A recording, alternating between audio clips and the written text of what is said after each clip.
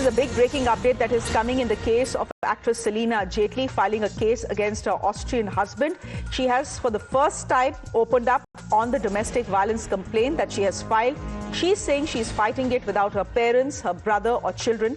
In fact, she's just taken to her social media handle to put out her first comments on the issue.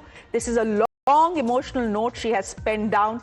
She's saying, and I'm just quoting a part of it, "In the middle of the strongest, most turbulent storm of my life, I never imagined I would be spending this fighting alone without any parents, without any support system. I never thought there would come a day with all the pillars on which the roof of my world once rested, my parents, my brother, my children, and the one who promised to stand by me, love me, care for me, and bear every trouble with me."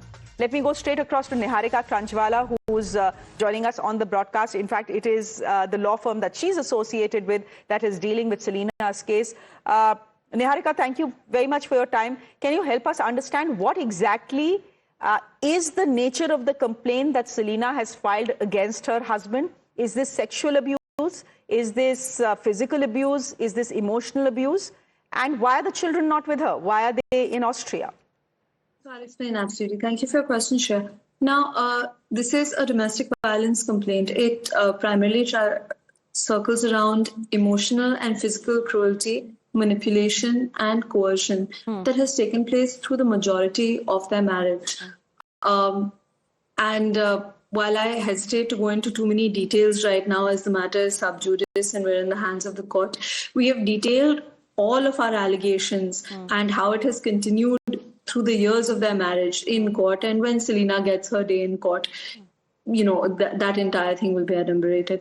The reason her children are not with her, they live in a remote village in Austria, and in order to come to India to fight for justice, in fact, she was forced to take help from some people close to her and who managed to get her to Vienna. It was a very difficult process for her as her passport was withheld from her for a considerable period of time.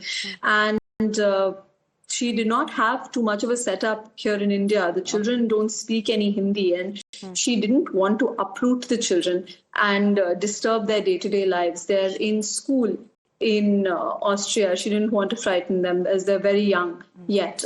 Secondarily, since they are Austrian citizens, she didn't want to ultimately cause any prejudice against her ultimate fight for their custody by doing something that Peter Haag might claim is a kidnapping almost. So she was forced to take a difficult decision to leave her children and come here. Fortunately, I'm happy to say that 2 days ago in the divorce proceedings that have been initiated in Austria, the court ordered that she should have an hour of telephonic access per day to her children. Okay. So Niharika, we'll leave it there for the moment. I mean, you say because the case is sub judice, you can't actually spell out the gory details.